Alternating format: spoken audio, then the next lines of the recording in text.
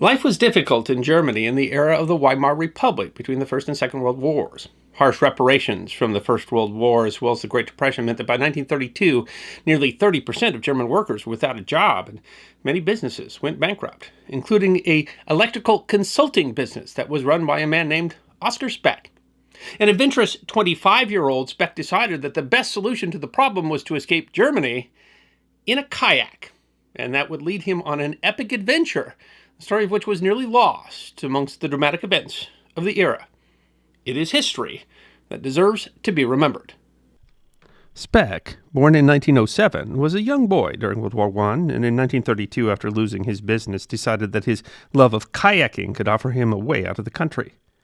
The Sydney, Australia Morning Herald wrote in 1949, he was 25. Canoeing had been his pastime for 10 years. Germany was in the middle of a depression.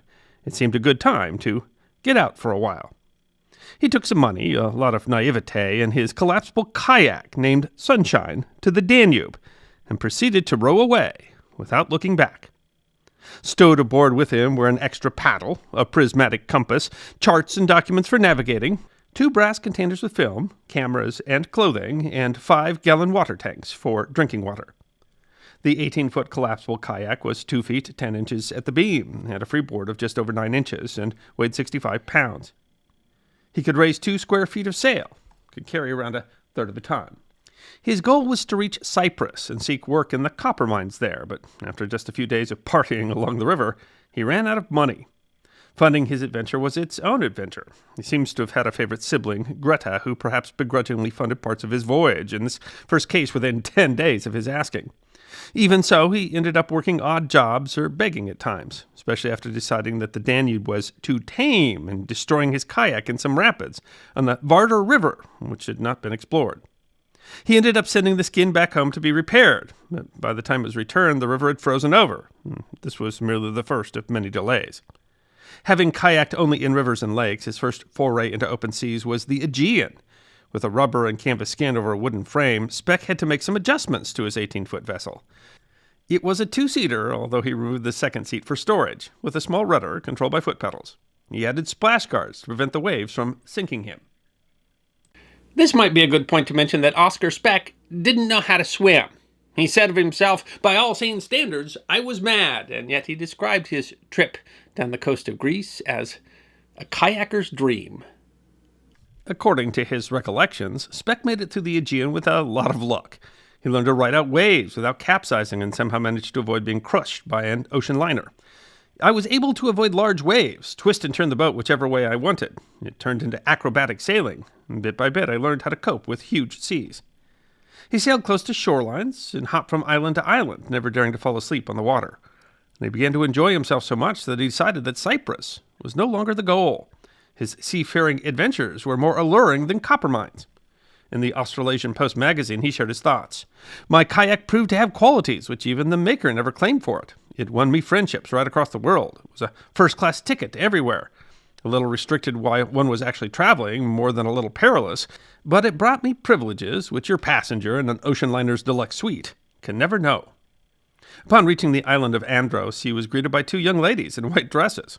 It was Easter, and he stated, "Andros is a wealthy island, and I was taken to a dance at the Shipowners Club, where lovely girls who spoke English better than I did danced with me. There you have the contrast which the kayak can offer to her master. At 1 hour you can be fighting against a head sea, you are in real peril. And the next hour, you're sitting in one of the windows of a magnificent club. There's music and girls and the wines of the world to choose from." And so his adventure became more adventurous, and he started to think of making Australia, far away in the southern hemisphere, his end goal. Speck's crossing from Turkey to Cyprus was his first long open sea stretch, 45 miles. After 24 hours of paddling, he washed up on a shore and collapsed in exhaustion, his hands painful after clutching the paddle for so long. He ran into difficulty at the Suez Canal. In an interview, he claims that the Suez was too well traveled for such an adventurer as himself, but other reports say he was simply denied passage. Either way, he ended up taking his kayak on what he describes as a wreck of a bus through the desert to the Euphrates River. In the Middle East, his adventures were more dangerous. Twice he was shot at. Once his kayak and all his belongings were stolen. 2 Westerners following in his stead were killed for refusing hospitality, something Speck had never considered doing. poverty and corruption in the villages he passed through required quick thinking in order to continue safely on his way. Huge stretches of the river had very little food or water. His kayak finally wore out at the mouth of the Persian Gulf, and during the wait for its replacement, he contracted malaria. This delayed him by 6 months. But along the Indian coast, circumstances changed. Word of his voyage had spread ahead of him, and he became a bit of a celebrity. The London Sunday Telegraph wrote in 2002 that in his white pith helmet and khaki shorts, Mr. Speck then skirted the west coast of India. He financed his trip by giving lectures along the way, including one to a troop of Boy Scouts in Madras. His kayak would often be surrounded by onlookers, and his welcomes became more extravagant. Upon arrival in Baluchistan, which is now a border province of Pakistan, he was greeted by Sir Norman Carter, the top British official. Carter was to have been enjoying a hunting party with the Khan of Kalat, but instead of shooting with the Maharajas, he invited Speck to have drinks with him. He was invited into the realm of British colonial rulers and enjoyed every minute. Regular donations and pledges for his journey eased his financial woes. The Indian Ocean, however, was less agreeable. 8 of 10 times he capsized during the trip occurred off the coast of India, one in which he lost everything. He survived a 35-foot-tall tidal swell, and so decided to try calmer inland waterways, but his celebrity status attracted such huge crowds that he was forced to stay out at sea. At one port, he was detained for 2 days as a possible German spy. Speck reached Colombo in Sri Lanka 3 years after he began his voyage. He described it as tame and lacking as compared to Bombay, where he enjoyed dancing. From there, monsoon season and health issues from his malaria slowed him down substantially. Throughout all of his trip, he kept in touch with family and friends by mail. Amazingly, mail service was fairly quick. Speck kept these letters, hoping to write a book. Many are now in a collection at the Australian National Maritime Museum. In 1936, Speck made his way past Calcutta, through the Bay of Bengal and Burma to the Dutch East Indies. In Singapore, he transferred his belongings to a new kayak and headed into the string of islands with their dangerous currents and tidal flows. Having been gone 5 years, Germany was not the same country he had left. Hitler had begun rebuilding the German army and opening concentration camps. Speck was certain he would reach Australia late in 1937, and he told his friends and family to have mail sent to Thursday Island. His next major stop was Batavia, now known by its older name, Jakarta. He was well received by the Germans there and was even able to buy a film camera. Shortly thereafter, he spent 6 months recovering from a bout of malaria, and his luck began to run out with the natives. At one stop, he had stones thrown at him. At another, a group of men attacked him in the middle of the night. They beat and kicked him and bound him with strips of buffalo hide and ransacked his kayak. He was hit in the left ear, and it burst his eardrum. At some point, they left him alone, and he was able to loosen the ties and escape back to his kayak. He was able to report the attack to local authorities, and 6 of his sackers were arrested, but the damage to his eardrum required surgery, and he had to backtrack nearly 1,600 miles to the nearest hospital, delaying the trip by nearly a year. Some political disagreement further lengthened his trip when he was denied passage via the southern coast of New Guinea, but rather had to take the northern route around it, adding an additional 2,500 miles of mostly uncharted territory along the Pacific Ocean. Natives in the area were known to have practiced cannibalism, but the photos Speck took of this time are an amazing legacy. He documented tribal dances and distant cultures so far removed from the Western world. The Sunday Telegraph notes one of the most peculiar events. On New Britain, off the east coast of New Guinea, the exhausted German became the subject of cult worship, hailed and feted by the locals as a god. He finally reached Saibai Island in the far north of Australia in September of 1939, more than 7 years after his departure, having covered some 30,000 miles in 5 boats. Given his celebrity, he might have expected a warm welcome, but the world situation had changed. Germany had invaded Poland, and Australia had entered the war on September 3rd. The Herald wrote in 1949, Hitler was almost unknown when he left Germany, but Hitler's war stopped him when he was 18 miles from Thursday Island. Upon his arrival, Speck was congratulated by 3 Australian policemen, who promptly declared him a prisoner of war and sent him to an internment camp. In 2001, the Herald explained he finished the journey to mainland Australia not in his trusty flatboot, but in an official launch as an enemy alien. He spent nearly 7 years in the internment camp, ironically, nearly the same length as his kayak journey. He was released in January 1946, but chose to remain in Australia. The Herald noted, he got here the hard way, and he intends to stay. He went to Lightning Ridge in New South Wales, a center for mining opals, where he learned the opal cutting trade. He became a successful businessman, writing later to his sister that he had become quite skinny, not for lack of food, as he was rather wealthy, but because there was so much work to be done. He always did the first cuts on his opals so as to not have them ruined by inexperienced cutters. He had to respond to requests for speeches and appearances. He was having a boat built, and that needed to be supervised along with his property outside of town. His BMW had to be maintained, and as it was German, he was the best person to handle that, along with, of course, keeping the car clean because it had to be parked on a road. As much as he seemed to enjoy his life down under, he had to admit it came by surprise. In an interview, he said, "I had no idea in 1932 that I would end up in Australia." Speck hoped to publish a book on his adventures, but he could never find a publisher. It was just overshadowed by all the events of the war, although it was eventually serialized in the Australasian Post in 1956. And the Herald notes he would occasionally tell his story to Rotary clubs. He wrote to his sister, "I had reached my goal, but not one of the numerous doubters would ever find out, and my modest success in reaching Australia in my folding boat would be swallowed up in the imminent, huge global catastrophe." But he seemed not to be bitter. In his final letter to his sister Greta, he said, "I am satisfied, recognition or no recognition. We have a strange situation, one of the most difficult world records to this day, and it still be in 100 years, and wholly unknown. But I am satisfied. The war interfered much more with millions of fates. Why shouldn't I be satisfied?" Oskar Speck died in Australia in 1993 at the age of 88. His partner, Nancy Jean Steele, bequeathed a collection of his materials to the Australian National Maritime Museum, which has brought new attention to his story and which was kind enough to provide photographs for this episode.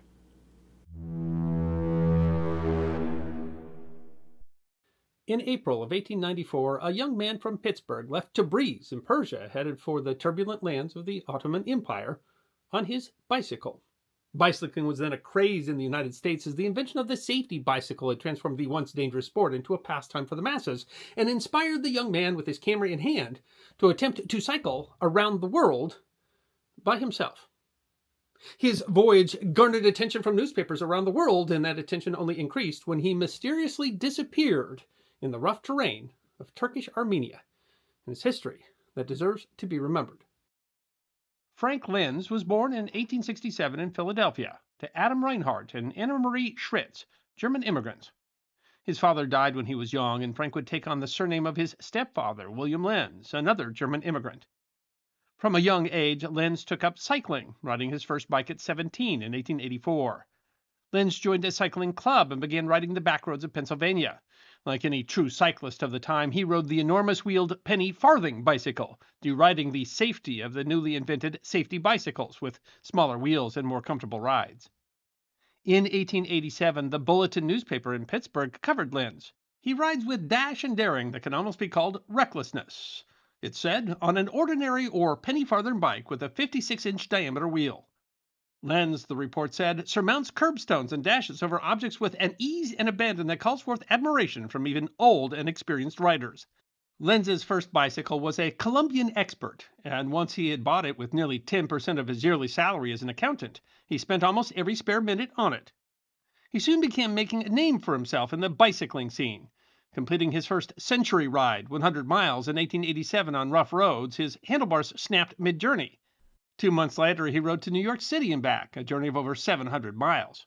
He also began participating in road races. Lenz did well, even managing an upset when he bested the local champ by 3 yards in a 2-mile race in October. His second season went even better, and the Bulletin declared him a rising luminary in the racing field. But Lenz wasn't satisfied with winning local races. A big race was being held in conjunction with the International Industrial Fair in Buffalo, New York, including a 100-mile race from Erie to Buffalo, advertised as the World's Cycling Tournament. One writer gushed that not a champion for any distance in any country would miss it. Despite a downpour, Lenz and 14 other men struggled through the mud. He led for portions, but ultimately came in third. In Buffalo, he saw a number of famous bicycles, including an 1865 Velocipede and a nickel-plated Columbian Expert that belonged to Thomas Stevens. Between 1884 and 1887, Stevens had become famous as the Globe Girdler when he rode the big-wheeled bicycle around the whole world. Stevens had published accounts of his journey in Outing magazine. Lenz longed for that life and the speaking tours that came afterwards. Racing, Lenz knew, would never pay the bills. What he needed was to be sponsored by a magazine like Stevens and to do something audacious and exciting. In 1889, he bought his first camera, causing quite a sensation when he appeared with a big camera case and tripod strapped on his back. Only recently had both cycling tech and photography tech advanced to a point where it was practical to carry a camera to take snapshots.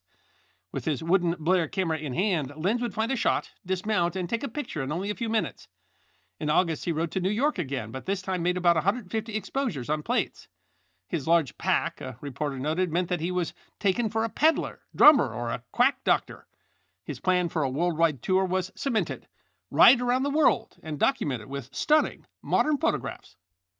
Lenz trained for the journey by taking longer treks afield. In August of 1891, he and his friend Charlie Petticord biked 1,200 miles to New Orleans. They took a steamer back. On this trip, he hoped to make a name for himself, both as a cyclist and as a photographer, to use as a springboard for his more ambitious goal. Cycling, in the middle of its greatest craze, made Tales of Globe-Trotting Journey a good sell. Lenz's pitch was carefully crafted. He planned a route of 20,000 miles, far surpassing Stevens, that he hoped to make in 2 years. Lenz had stopped racing, but at 24 kept up an admirable reputation for strength and endurance. "I doubt if Lenz has an equal in America," one reporter marveled after seeing him ride with his 20-pound camera. He'd also become a resourceful photographer and learned to photograph himself while riding his bike by rigging a rubber tube that would cause the camera to take a snap as he rode over it. Lenz was determined. At the end of one letter, he wrote, "I will go if I have to go alone and unaided. The world I will see." And his work paid off. Outing magazine, the same magazine which had carried Stevens' accounts, agreed to pay Lenz for articles and photographs of his trip if he would ride a Victory safety bicycle. Both Lenz's mother and his boss did their best to talk him out of the scheme, but as an outing reporter noted, Lenz was entirely wrapped up in the idea. Lenz worked out a deal for the magazine to cover $2,000 in traveling expenses and had the magazine take out a $3,000 life insurance policy payable to his mother, and just in case. He ordered a custom Victory bicycle and got his passport in order. Initially, he'd expected to make the trek with Petticord, but Petticord finally balked, so resolved to go it alone. He bought a new film camera and used a music box to devise a timer. As he prepared to go, friends held farewell parties. The Keystone Bicycle Club presented Lenz with an engraved Smith & Wesson revolver. On May 9, 1892, newspapers abounded with coverage as he prepared to leave. "Lenz's trip is of interest to everybody who admires courage and manly strength," read the bulletin. "Truly, the world moves, and the bicycle is responsible for much of that motion." He officially departed on May 15th, to the cries of around 800 well-wishers. "Are you sure you'll make it back?" a young man asked. "I shall succeed if it takes a lifetime," Lenz answered. He grabbed his passport in Philadelphia before riding to New York City, where he would begin his trip west. Some criticized the journey and Lenz's plans. It was foolish to use pneumatic tires on rough roads, which will make touring an impossibility in any foreign land beyond communication with European civilization. The reporter openly wondered what benefit is to be derived from this trip. Others were more charitable, writing that he was a plucky young fellow for undertaking such a long and perilous trip, and that there was a noble purpose in proving the safety bicycle was an easy and healthful manner of traveling and sightseeing.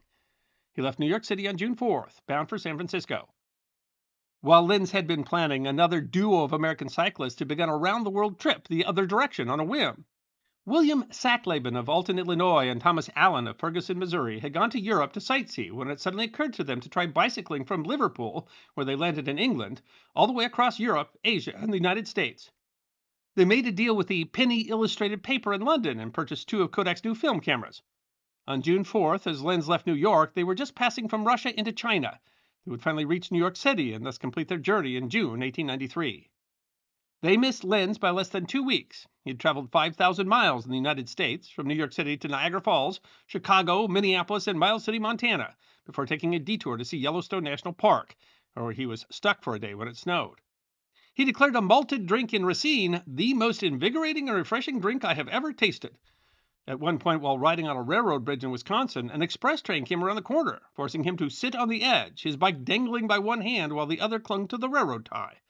A reporter who caught him in Granite Falls, Minnesota, declared him the greatest adventurer in his line of this country, while another said, "In our estimation, he has more sand than sense." He got plenty of sand in Washington, where he was forced to walk 100 miles in 5 days in a sandstorm. He spent a night in jail in San Francisco after having a drink or two too many. From San Francisco, he went by boat to Honolulu, rode his bike around the island, and then got back on the boat to Yokohama, Japan. There he faced his first culture shocks, from chopsticks to co-ed nude bathing. He rode nearly 1,000 miles over 17 and a half days before reaching Nagasaki. From there he sailed to Shanghai, China. His itinerary took him through some of the most dangerous parts of China, rife with anti-foreigner sentiment, and everyone he spoke to tried to talk him into a different route. He refused, only altering his route slightly as he planned to travel to Burma and then follow the coast to India. Weather slowed him down, as did the Chinese antagonism towards foreigners.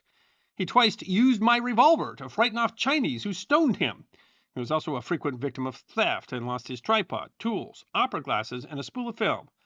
Mobs of locals followed him wherever he went. Lenz said, "The curiosity of the Chinese is something fearful." He survived by bicycling from missionary to missionary, at least until he began to grow used to their behavior and risked staying at local inns.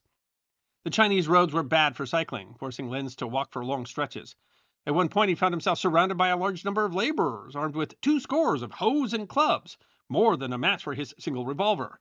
He was knocked in the head with a hoe and his camera smashed. One of the men managed to calm the crowd for a moment, and then Lenz proceeded to put on a show on the bicycle, finally eliciting laughs rather than cries of anger. Giving demonstrations became a habit and a means of appeasing locals' curiosity. Finally, he reached Burma, where he was forced to abandon cycling for a time thanks to mountainous terrain and the rain. He tried to go to India overland, but after a bout of malaria turned to Rangoon, and from there went by ship to Calcutta, India. He had by then traveled some 10,000 miles. It seemed to him that he had left the most hostile part of the journey behind him. While he was 6 months behind schedule, his adventures were earning raves back in the United States. "He will undoubtedly receive the plaudits of every wheelman he meets," a reporter wrote in the Chicago Inter-Ocean. India was, by comparison to China, safe under British rule. He met many more friendly faces as he crossed northern India. He was able to tour, seeing the Ganges and the Taj Mahal.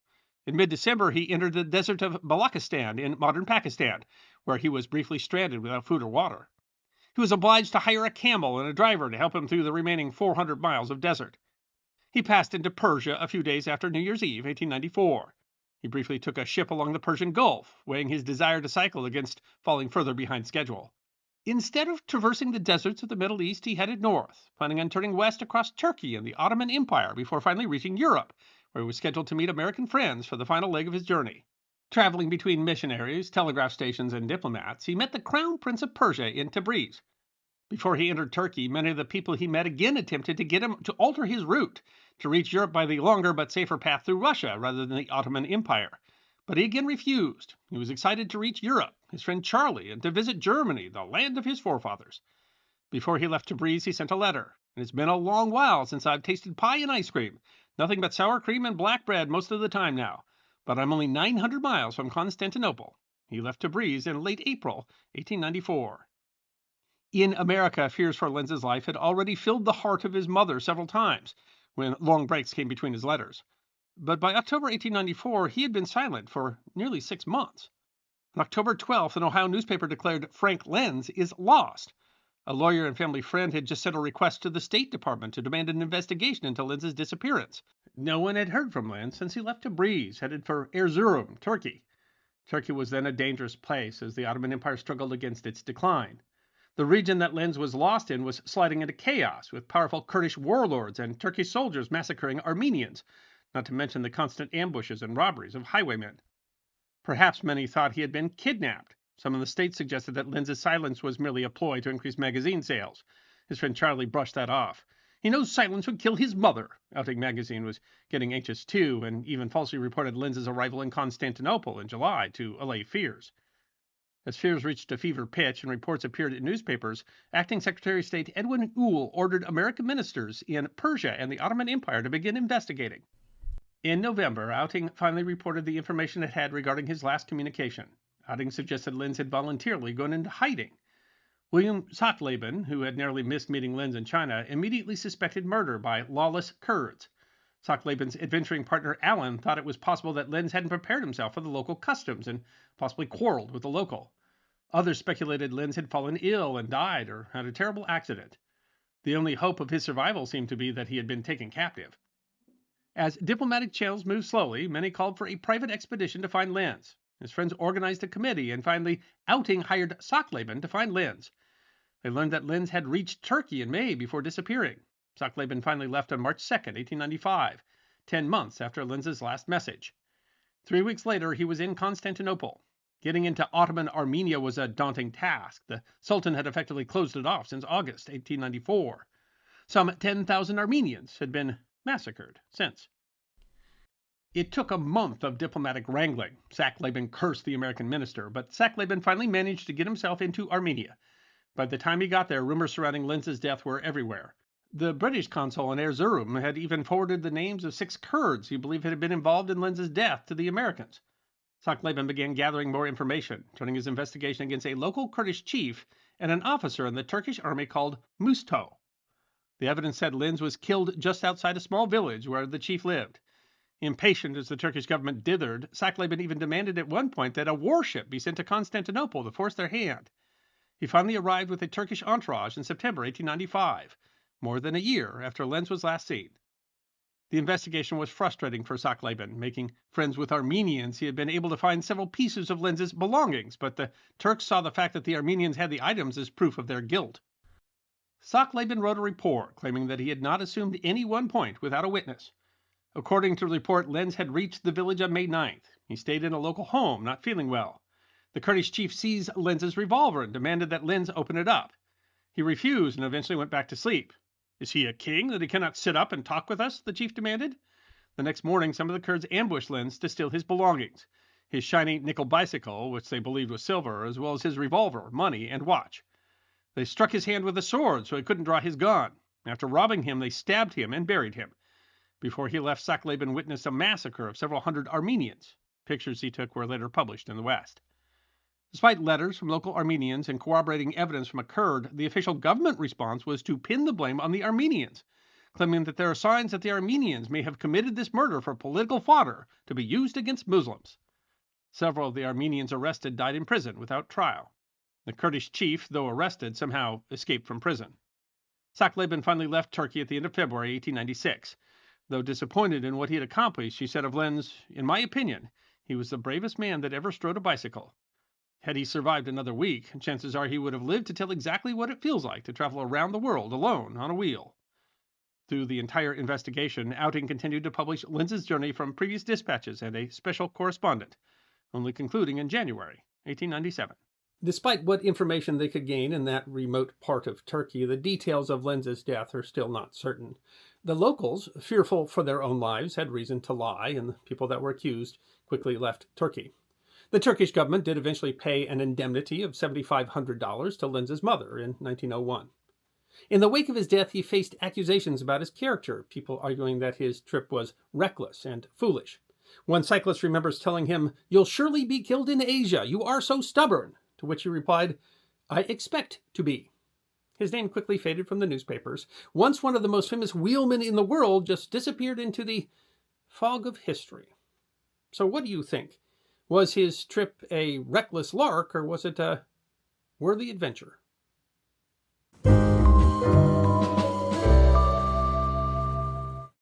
The family road trip just doesn't seem as popular as it once was. Families don't want to take the time anymore and more or less deal with the price of gas. But oldsters like me can certainly remember a time when the trip was as important as the destination. A cross-country family road trip was an entirely different prospect in 1908 than it would be in 2024 or even in 1974, before interstate highways, in many places before roads, before gas stations were common, when much of the middle United States was nothing much more than tumbleweeds. The idea of driving your family cross-country in an automobile was downright insane. But that doesn't mean it couldn't be done. On April 24th, 1908, the Murdoch family left Los Angeles bound for New York in their Packard 30 automobile on what might be described as one of the most epic family road trips in history. In the first decade of the 20th century, Americans could cross the continent by rail, which was much faster than the routes that had to be taken by those making the journey during, for example, the California Gold Rush. But any other means, by horse or wagon or by the newest invention, the automobile was little easier than it had been in the days of the Oregon Trail. There was no national road network. The U.S. Department of Transportation writes that since the mid-19th century, roads have been universally recognized as a state and local responsibility, and if state and local officials let the roads deteriorate, so be it. That was their decision, and in an era when privately owned railroads dominated interstate travel and commerce, it was not a national concern. The first successful effort to cross the continental United States by automobile didn't occur until 1903, when a physician from Burlington, Vermont named H. Nelson Jackson, his chauffeur, Sewell Crocker, and a bull terrier pup named Bud traveled from San Francisco to New York in a 2-cylinder, 20-horsepower Winton touring car. Jackson, who had made the trip on a dare, described the difficulty of the trip in an edition of the Buffalo New York News. "We have samples of mud from every state we crossed, plastered on that car." Later that year, drivers E.T. Tom Fetch and M.C. Crawrup made the trip from San Francisco to New York in a 4.5-horsepower Packard Model F. Fetch had been hired as a publicity stunt by a Packard investor to prove that American-made automobiles could negotiate the all-but-impassable mountain and desert roads and trails of the far west. Fetch and Crawrup made the trip in 61 days, beating Jackson and Corker's record by 2 days.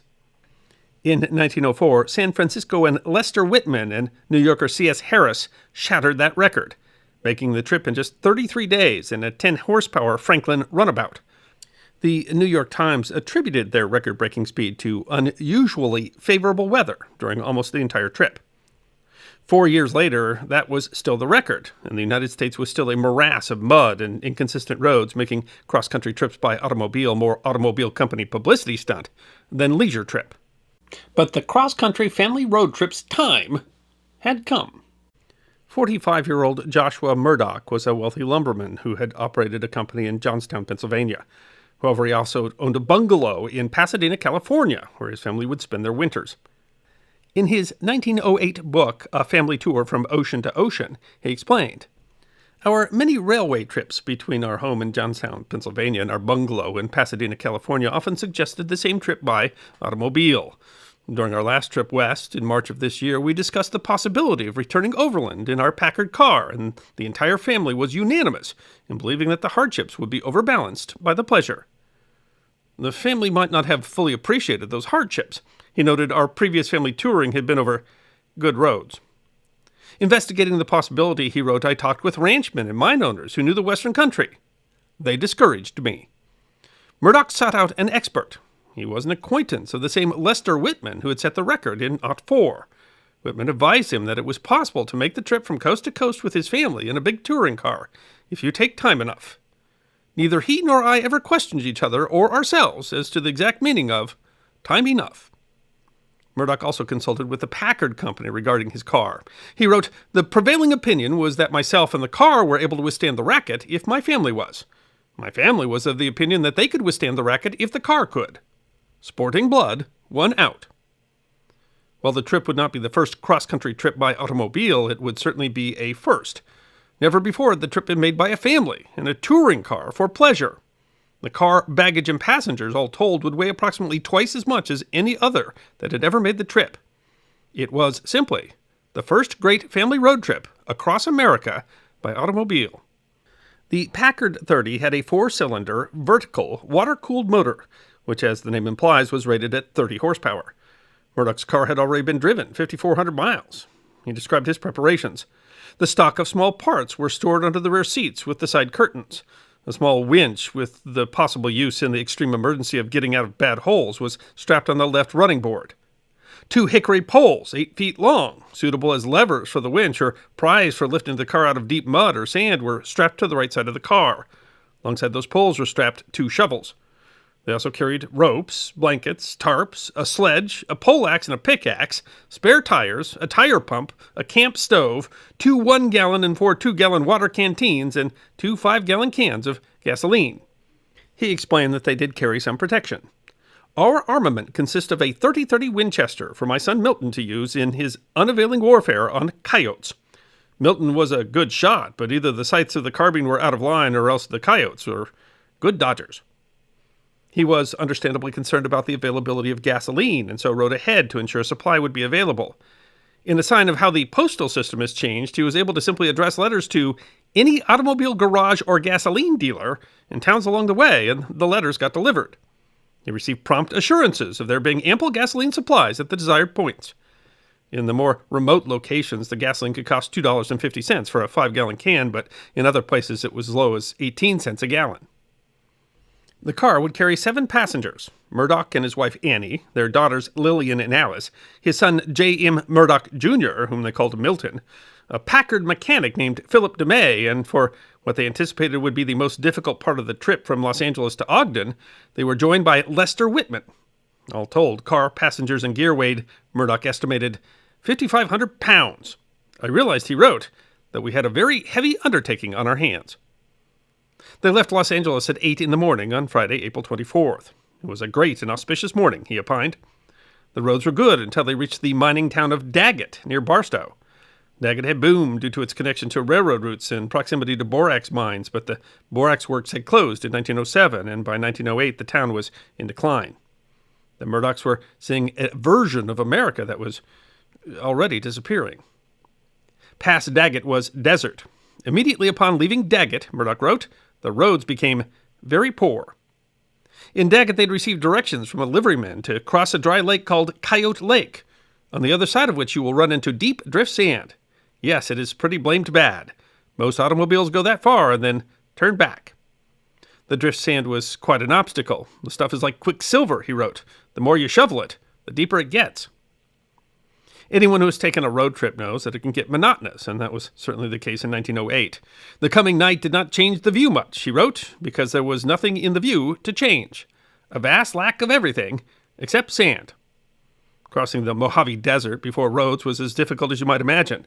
Murdoch described the land as a hot, dry, changeless waste of country, devoid of vegetation except an occasional boutonniere of mesquite bush. The road entirely disappeared in some places, and the only way to navigate was occasionally crossing the railroad routes. On one long stretch, the only people they saw were a burro train in charge of 2 men. Even where the roads were relatively good, they were often washed out in places. Bumping along the hard spots in the middle of the desert without a single sign of habitation or civilization, he wrote, it was easy to do a little incidental romancing, not to mention a little worrying should any serious accident occur in such a remote district. In places, they met people at ranches who were generally hospitable, and in larger places like Ely, Nevada, they found nice hotels, but they also faced unique obstacles. One night, sleeping in the desert, a coyote or some other alien of the night came through an open window and carried off Milton's trousers, Milton having carelessly taken them off before retiring. But while the coyotes couldn't be trusted, apparently the people could. Murdoch wrote that the car was regularly garaged on the street. Practically all of our small articles and utensils were left in the car overnight, but never during the whole long trip were they disturbed. Water was difficult to find in Nevada. He wrote, even the lakes having quit business, with the only availability being at occasional wells. Usually there was a charge for water for teams of horses, but none for cars. It was a sign of change. The Westerner has a keen appreciation of progress, he wrote, and would like to see automobiles running thick and fast through this country.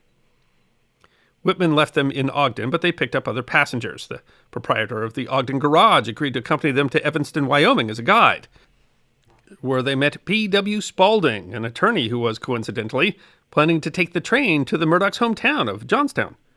He decided to change his plans and accompany them instead. It was one of the best deals in friendship I have ever made, Murdoch wrote. Spaulding was real, inside and out, and knew the Western country better than its mother. They continued to run into obstacles, bad and washed-out roads and mud. They found the town of Wamsutter, Wyoming, overrun with sheep-shearing gangs. Some of the herders started to shoot up the town about daybreak, but being sheepmen instead of the real article from cattle country, it was a comparatively mild and harmless celebration. In Omaha, they were surprised to find out that their trip had garnered interest. We were soon surrounded by interrogative residents and reporters. The Omaha Evening World Herald wrote on May 14th, J.M. Murdoch of Johnstown, Pennsylvania, with his wife, 2 daughters, and a son, arrived in Omaha Wednesday afternoon in an automobile from Los Angeles. The story describes some of the challenges that they had faced. In Wyoming, a blizzard was encountered, and the automobile barely missed the tornado in Nebraska on Tuesday. The blizzard, which he described as a genuine Western one, so full of snow that we couldn't see the fence alongside the road, occurred outside of Laramie, Wyoming. And as an alumnus of the University of Wyoming, I can say that running into a blizzard in Laramie in May is nothing surprising. You might think that the roads would be better as they went east, but in Iowa, Illinois, and Indiana, they ran into rains and mud. In Iowa, he wrote, there were 2 kinds of mud, black in the bottomlands and yellow on the hillsides. We passed through a college town and noted that the colors were yellow and black. The University of Iowa website says that the colors black and gold were chosen by students at a mass meeting in 1897. The website doesn't mention mud being involved in the decision. By the time the Chicago Tribune reported their arrival in the city on May 18th, their trip was already making newspapers all over the country.